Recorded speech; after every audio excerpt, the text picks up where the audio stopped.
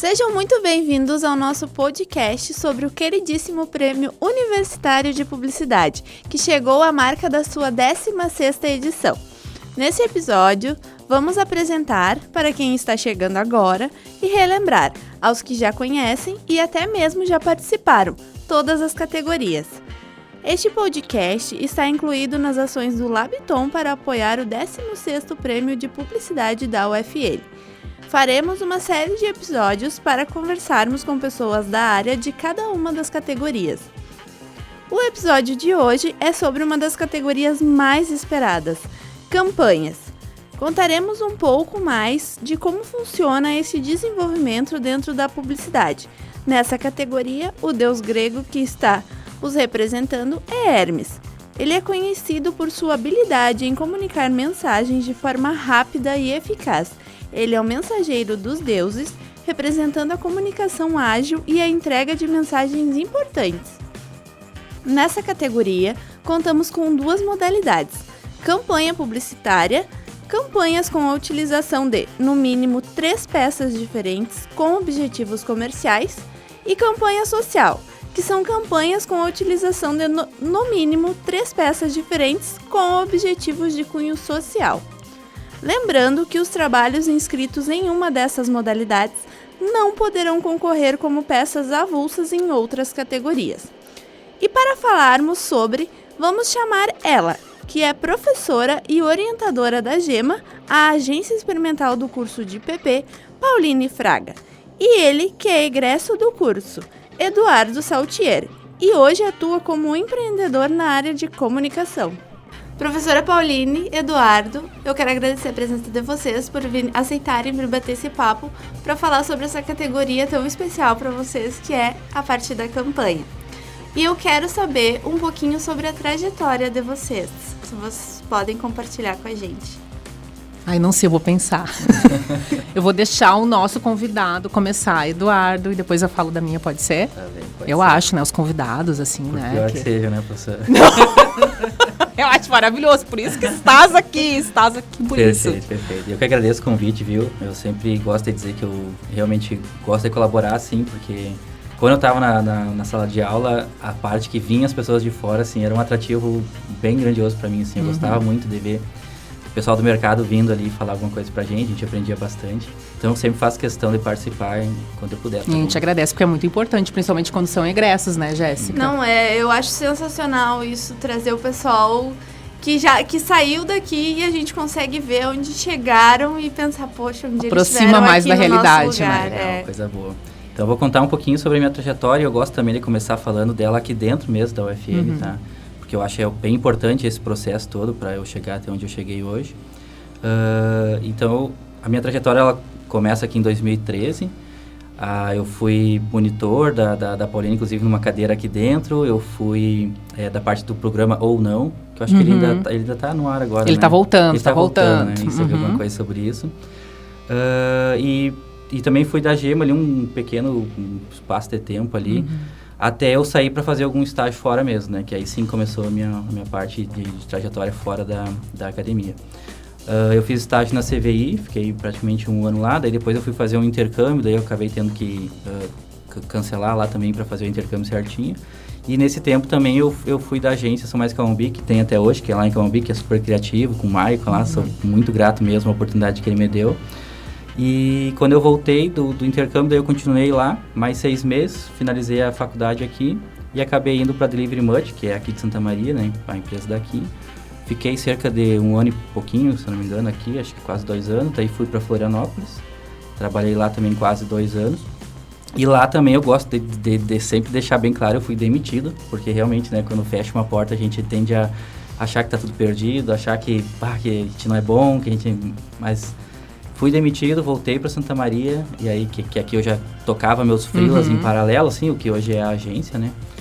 E voltei para cá então para tocar meu negócio e em paralelo ainda fazer alguns trabalhos ali com o Mike na São Mais Calumbi novamente. Fiquei 6 meses até que um dia eu pensei, eu tô tendo muito trabalho aqui, recebo tanto, e tô tendo não tanto trabalho aqui, recebo parecido, acho que eu vou focar no meu negócio, né?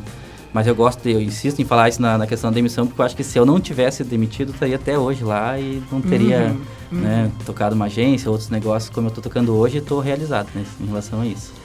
Então vim para cá, nesse período todo, até antes da faculdade, eu realmente era o sobrinho da criação, o meu tio que me mostrou o core ali para fazer umas estampas de camiseta. E desde aquela época até a parte que eu abri a agência mesmo, tocava esses freelas, né? Só que na época da faculdade eu fugia da agência. Tipo assim, eu realmente não queria, eu só fui pra Camobi lá porque era um formato totalmente diferente.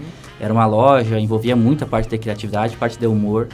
Então foi o que me tornou bem atrativo, assim, mas eu fugia mesmo. E eu fui muito, até hoje, assim, eu sou bem, não sei se eu tenho uma agência, não quero ter uma agência, sabe? Eu quero ter um hub de comunicação que entrega ali o resultado que o cliente espera da gente. Mas, enfim, a gente também coloca o nome de agência lá. Então, toquei minha agência, aí assim, eu abri ela por conta própria, sozinho, né? Eu gosto muito de trabalhar sozinho. Nas entrevistas de emprego a gente sempre fala, adoro trabalhar em grupo, mas eu sou um cara que eu gosto de trabalhar sozinho mesmo, assim, pegar um projeto, começar ele e ir até o final, 5, 6 horas depois.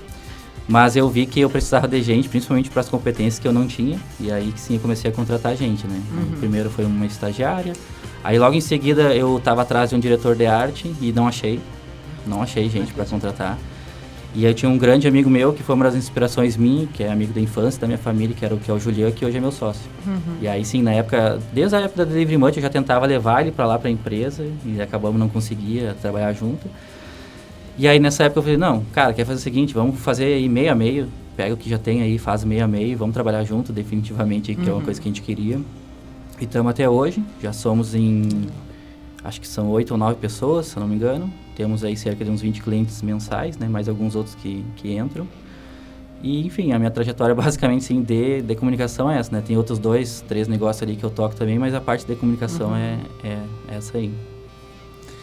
Que legal. É muito bom ver no curto espaço de tempo o quanto vocês vão adquirindo experiências diferentes, né? E tu falou a questão de conta de emissão foi importante para ti. Para mim também, eu vou revelar. Quer dizer, eu já revelei várias vezes. Pessoas que me conhecem, mas eu também tive uma demissão. Mas então, a minha história é assim, eu entrei na faculdade bem novinha, com 17 anos. Eu não sabia exatamente as áreas que a propaganda, né, propiciava a gente trabalhar. Não tinha essa noção, assim, dessa divisão. Hoje em dia, que a gente nem dá tanta bola hoje em dia nessa divisão.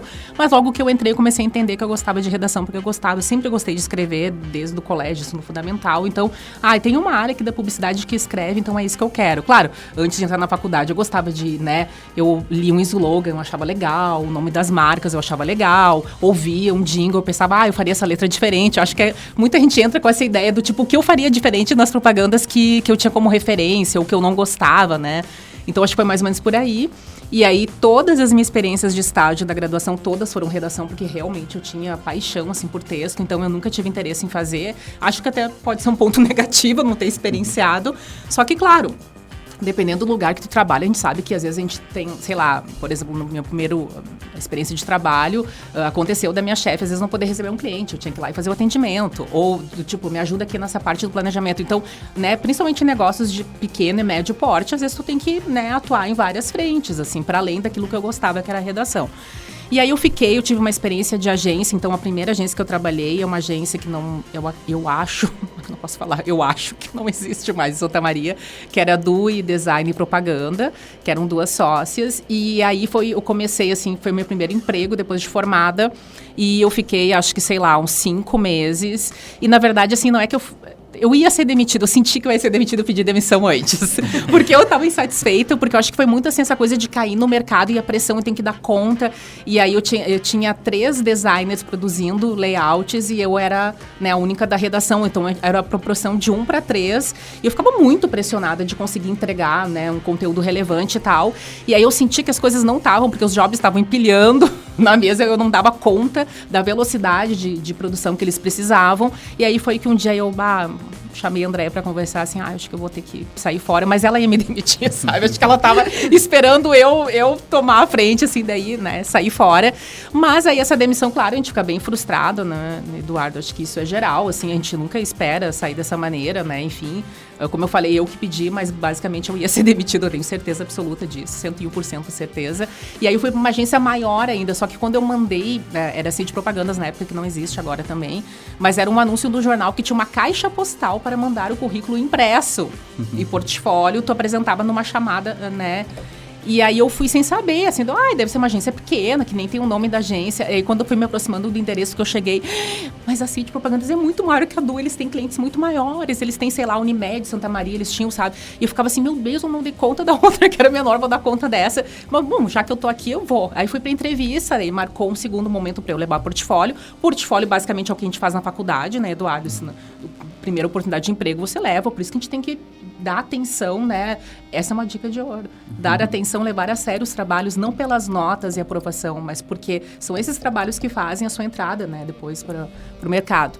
E aí, enfim, aí entrei ali, fiquei uns 3 anos na CIA, foi muito bom, só que aí eu tive um convite para fazer um concurso para professora substituta, né? De uma ex-professora minha de graduação, que me encontrou na rua, aleatório, essas aleatoriedades da vida. Daí ela me convidou, não quer fazer o concurso público lá? Nossa, vocês PPs geralmente não vão para docência, a gente precisa de professores, né, com formação em publicidade. Aí fui fazer de sangue doce, sem muitas pretensões, passei.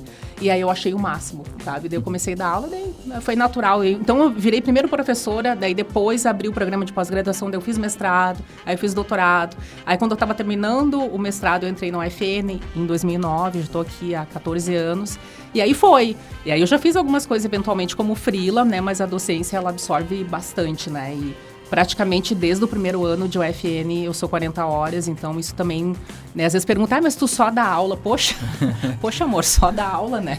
É muita coisa. E na verdade, assim, eu não consegui levar muitos projetos paralelos, porque enquanto eu dava aula, eu fiz mestrado e doutorado e sempre trabalhando 40 horas. Então isso puxa bastante, né? E é 40 no papel, né? Porque assim, professor nunca para. Coisa. Quem é filho, quem tem professor na família sabe que professor é de domingo a domingo. Isso é referência, isso eu vou usar numa aula, isso eu vou assistir, isso meus alunos estão comentando, então eu preciso saber do que se trata esse conteúdo. Então você nunca para, né? Tá sempre mirabolando. Acho que é mais ou menos essa aí a trajetória, que foi muito mais docente de publicidade do que, né, propriamente em mercado, assim.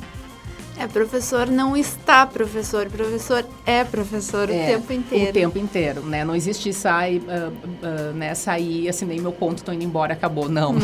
Tu tá sempre mirabolando o que tu vai ler, o que tu vai comentar na aula, né? Tem que estar bem conectado, assim, também com o mercado. Existe uma conexão, né? Basta Sim. que a gente tem que ter essa conexão para ser funcional em sala de aula, né? Bom, eu quero que vocês tentem explicar um pouquinho, assim. Claro que é um processo muito vasto, mas que vocês tentem explicar como é que funciona o processo criativo para a execução de uma campanha publicitária. Então, a gente em sala de aula, a gente sempre trabalha da maneira ideal, né? E a gente sabe, né, Eduardo, que no mercado nem sempre as coisas saem na ordem que a gente ensina em sala de aula, mas a gente sabe que se a gente segue uma certa ordem, o trabalho ele é facilitado, ele é mais rápido, mais preciso, com menos erros, né? Só que, claro, você usar todas as ferramentas, todo o fluxo de trabalho da maneira correta não significa também sucesso. Porque não é só né, o como fazer, mas é o conteúdo que tu vai entregar e o conteúdo que tu tem capacidade de elaborar, né? Então, eu acho assim, que claro que o processo criativo, às vezes, é bastante pessoal, cada pessoa pode imprimir um pouco da sua identidade, do seu estilo, até a tua personalidade, o teu temperamento, tu gostar mais ou menos de estar em grupo, né? Tem gente que gosta de fazer processo criativo necessariamente conversando com 2, 3 pessoas. Tem outras pessoas, eu sou desse time que precisa de um momento de introspecção e eu com as minhas fontes e eu pensar. Eu não gosto de fazer um processo criativo, mas é um preconceito meu. Tá? De cara, assim, do tipo, caiu o job na mão e vamos conversar em grupo. Eu gosto de primeiro, não sei se o teu caminho é mais ou menos bem por parecido, esse, assim, né? Eu preciso primeiro, assim, me aprofundar naquilo ali, entender para conseguir discutir, refletir, até para eu acho que render mais o trabalho em grupo, porque o trabalho em grupo, quando você não tem, assim, quando você não conhece muito sobre o tema, eu acho que ele fica muito dispersivo, você perde muito tempo, muita energia. Então, acho que é legal, acho que, né, como eu disse, cada pessoa tem o seu jeito, mas esse é o meu jeito. E eu acho que sim, existem várias técnicas, né, que a gente, em aula de escrita criativa, por exemplo, a gente fala sobre técnicas, assim, de como estimular você, por exemplo, colocar para dialogar temas ou assuntos que não são usualmente conectados. E aí vem uma possibilidade de você fazer algo original, né, juntar dois temas que não são, né, comumente associados e tal. Então, tem várias técnicas, mas eu acho que vai muito eu acho que o processo criativo tem muito da nossa personalidade, né? De como a gente consegue fazer as sacadas ou não, né? Tem pessoas que tendem mais para uma linha de humor, tem gente que é mais provocativo de alguma outra forma, assim.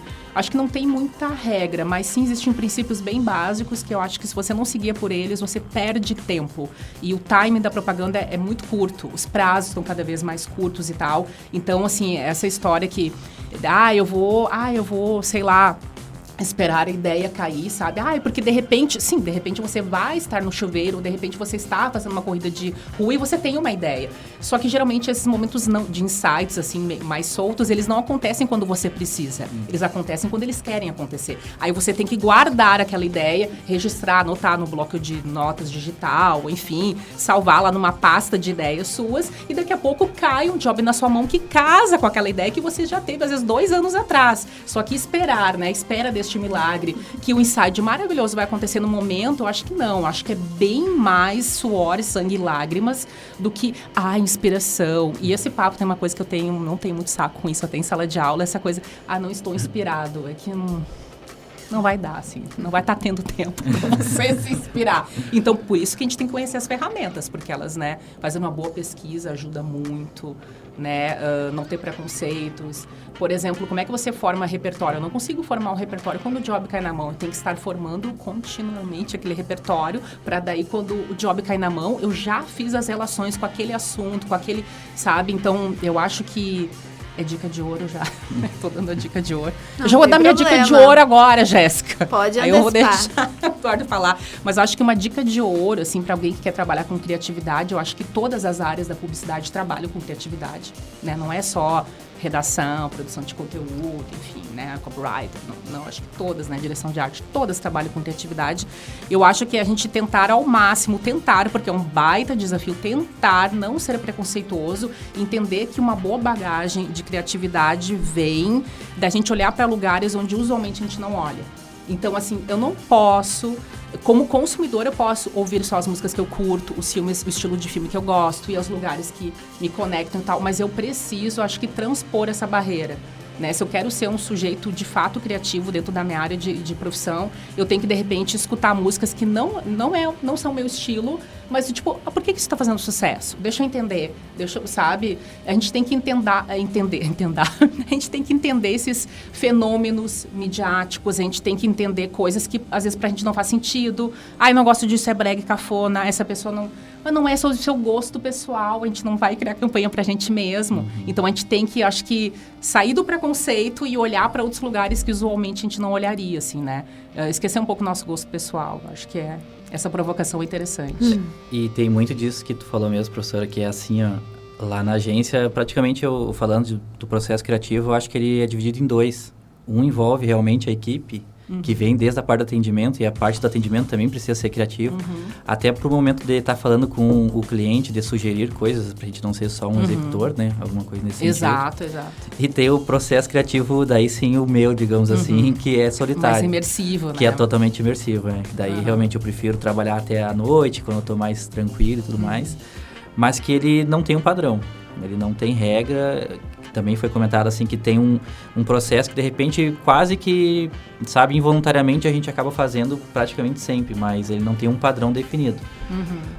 E a parte da equipe, sim, daí sim, vem a parte bem criativa ali do atendimento, do planejamento com a redação, e aí só depois chega para a criação de arte, e aí realmente eu acho que numa aula que tu deu pra gente, tu falou sobre isso também, de como a criatividade tem que estar inserida não só nos diretores de arte, mas sim antes. Exato, em todas as possibilidades de atuação no mercado, né? Isso ficou bem marcado pra mim, assim, porque eu, desde a época, era um diretor de arte, né? Trabalhava com isso e ficava pensando, eu sou criativo, eu sou o cara que tem as ideias mirabolantes, mas na verdade chegava muitas vezes mastigado pra mim ali, eu só precisava executar e ficava com a fama, né?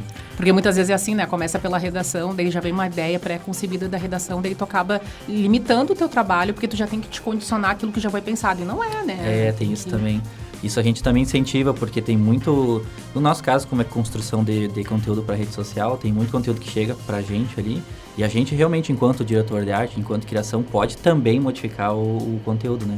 Justamente para adaptar alguma arte, adaptar algum conteúdo ali que fique, né, de uma forma melhor, seja um carrossel, um reels. Então a gente também consegue fazer isso. Para mostrar que não é homogêneo, né? Que realmente não precisa chegar uma ideia pronta e ter que executar, e todo mundo tem que ser criativo, todo mundo tem que colaborar de alguma forma para esse processo criativo sair redondinho lá no final e o cliente ficar satisfeito depois. E eu quero saber o que para vocês é uma boa campanha e o que é essencial para isso acontecer. Quer começar? Posso começar? Boa campanha para mim Considera uma boa é campanha. assim, ó. Depende do objetivo dela, primeira coisa, tá? Se o objetivo dela é conversão, tem que ter convertido. Ah, mas é uma campanha muito boa, muito criativa, não chegou no público, ou não vendeu o que tinha que vender, não marcou o que tinha que marcar, não é uma boa campanha. Tipo, teus colegas de profissão acharam o máximo, mas teu público nem enxergou aquela campanha. Exatamente. Então tem que ver, eu acho que o primeiro passo é entender por que aquela campanha foi feita, né? O segundo passo daí são os KPI que chamam, que realmente é isso, né? Tipo, tu antes de tu botar ela para rodar, por exemplo, é tu metrificar ela, dizer, por que a gente está rodando ela, o que a gente espera alcançar com ela. Se alcançou, perfeito, é uma boa campanha. Ah, mas o design é ruim, enfim... Eu tenho um exemplo ali da comunicação do Bis. O Bis, a arte deles é arte à mão, assim, é de palitinho. Mas conversa com o público. Exatamente. Tipo, é a melhor comunicação que tem para aquele público. Então, funciona. Então, tipo assim, a gente vai querer, o diretor de arte ou a pessoa querer dizer, vai querer reclamar, dizer, mas essa arte aí podia fazer um 3D. Não, tem que fazer do jeito que eles fazem porque dá certo, entendeu? Exatamente. Conversa com o público deles. Então, é basicamente isso. O meu entendimento de boa campanha, ele se resume a isso, sabe? Tipo... Entender que a partir do momento que tu bota para rodar e atingir os objetivos previamente, né, descritos lá, é uma boa campanha. Independente de conteúdo, independente do formato, independente de praticamente tudo, assim, sabe? Claro que daí vai entrar nos padrões, tipo, tu quer alcançar massa, tem um modo de fazer, tem uns canais para seguir. Tu quer alcançar específico, tem um modo de fazer, tem um jeito de falar. Tu quer falar com o público X, o público Y, tem modo de falar. Mas aí depende da campanha, né? Para analisar o que é uma boa campanha e o que não é, teria que realmente ver uma campanha específica e dizer, ela atingiu tudo que estava previsto, ela é uma boa campanha ou não. Mas eu vou mais ou menos nessa linha, não tenho, assim, muito o que acrescentar da parte criativa, da parte, sabe, da parte de magia, que nem a gente estava falando antes, de inspiração, que veio uma ideia ali mirabolante. Isso já era, né, gente? Isso é muito do passado da propaganda. E eu assino embaixo, assim, do que tu falou, Eduardo, né? Cada plano de marketing, de comunicação tem os seus objetivos, e se a campanha cumprir os objetivos, é isso. Ela foi uma campanha ótima, ou se cumpriu razoavelmente os objetivos, ela é mediana e tal, mas uma campanha ser boa ou não boa, porque se for pelo gosto pessoal, o que a Pauline achou da estética, o que tu achou, né, do conceito, o que o outro achou, sabe, do canal de... Pouco interessa. Se ela tinha um objetivo, ela cumpriu, né? Ressaltando, claro, que não estou falando que os meios, que os fins justificam os meios, né? Então, se atingiu os objetivos de venda, o número de venda, por exemplo, tá valendo. Não. Desde que você respeitou os coleguinhas, desde que você respeitou o consumidor, então a gente tem princípios éticos, tudo. Mas dentro, né, se você está respeitando os princípios éticos da sua profissão, né, o regramento do código de ética, o CONAR e tal, se você respeitou tudo isso e atingiu o seu objetivo, beleza, isso para mim é uma boa campanha, porque publicidade é para vender, publicidade não é, ela pode entreter, ela pode divertir, ela pode virar objeto de arte, tu colocar um cartaz antigo dos anos 50 da Coca-Cola na outra sala, virou objeto de arte, ou design, ou estética, mas isso é secundário. Publicidade tem que vender, ou se for outro objetivo que não necessariamente vender, ou trabalhar imagem, ou rebranding, sei lá, alguma coisa assim. Mas ela tem um objetivo, cumpriu o objetivo, beleza, respeitou os coleguinhas, consumidor, né? É isso aí, tá? Então, essa é uma boa campanha, não tem segredo, né? E o que eu poderia dizer para além disso é que, para mim, uma boa campanha valendo como professora, né? Como professora, por exemplo, de escrita criativa, é a questão, assim, que para mim brilha aos olhos a campanha que tem uma boa argumentação, que teve um quê de originalidade em relação aos seus concorrentes, né? Que conseguiu brilhar nesse sentido. E que a gente vê uma costura muito legal das peças, que não é do tipo uma criação de uma peça que só muda o formato. É a mesma ideia, a mesma chamada que vira outdoor, que vira um rodapé, que vira o banner da internet, que vira o story. Isso pra mim não é uma boa campanha. Isso é tu criar uma peça e só mudar o formato dela pra mídia. Isso pra mim não é uma campanha. Então, inclusive, né, no prêmio a gente tem essa exigência que sejam, né, pra ser considerado campanha tem que ser no mínimo 3 peças. E eu acho que quando uma campanha ela consegue, como a gente diz assim... replicar o conceito em diferentes chamadas, em diferentes estéticas, não é sempre o mesmo elemento. Todos os layouts têm o mesmo elemento estético, só repete, porque claro que repetição de elementos cria a ideia de unidade. Agora, repetir pode ficar uma coisa sem graça também, né? Então, acho que são alguns elementos, a gente manter a unidade, mas ainda assim ser original, tu conseguir replicar o mesmo conceito para diferentes textos e questões estéticas, assim, para mais de uma peça. Acho que mais ou menos por aí. Eu tenho um exemplo que eu gosto muito, que eu vejo aqui em Santa Maria, nos outdoor, que é a Calvin Klein. Que ela é, tipo, fundo branco, escrita preta, que é Milão, Nova York, Royal Plaza Shopping. Eu acho muito legal isso. E a marca, é isso, entendeu? Tipo, não tem estética trabalhada, não tem nada, mas ela transmite tudo que ela precisa. A Carmen Stephens também faz isso. Ah, desculpa, Carmen Stephens. Eu ia falar, eu fiquei pensando, Calvin Klein, não tinha visto, a Carmen Stephens faz isso. Exatamente. E do tipo, a Carmen Stephens, eu tenho várias questões que eu não seria consumidora. Não vou falar aqui as minhas questões, mas eu não me identifico com a marca. Mas quando eu vejo isso, eu saco, cara, isso funciona. Porque, tipo assim, estou um passo de Paris, estou um passo de Londres, porque tá lá e tá aqui em Santa Maria. Exato. Isso cria a primeira vez que eu vi isso, um outdoor, ali perto da entrada aqui da quarta colônia ali, bem antes de Santa Maria, eu vi o outdoor e isso, assim, não sei o que, e Santa Maria, eu pensei, cara, que sacada boa. Não significa que eu curto todas as coisas da marca, né? Nem vou dar minha opinião aqui sobre a marca. Mas, enfim, eu acho que isso funciona, né? Então, assim, quando a gente saca que são algumas estratégias bem funcionais, assim. É rápido, objetivo e desperta o desejo. Identificação do público, porque não tem que... A Carmen Stephens não tem que agradar a Pauline, porque a Pauline não é cliente da Carmen Stephens, tem que agradar o cliente dela, né? Exatamente. O público dela, exato. E até essa adaptação, né? De fazer o conteúdo certo pra mídia certa, né? Sim. Exato. É 2, 3 segundos. Então, realmente, tu lê as 2 cidades top e tem aqui no... Então, a gente tem a mesma referência. A vez que eu vi isso na estrada, eu assim, cara, que bem bolado isso aqui. Né? É bem bolado. E algo muito simples.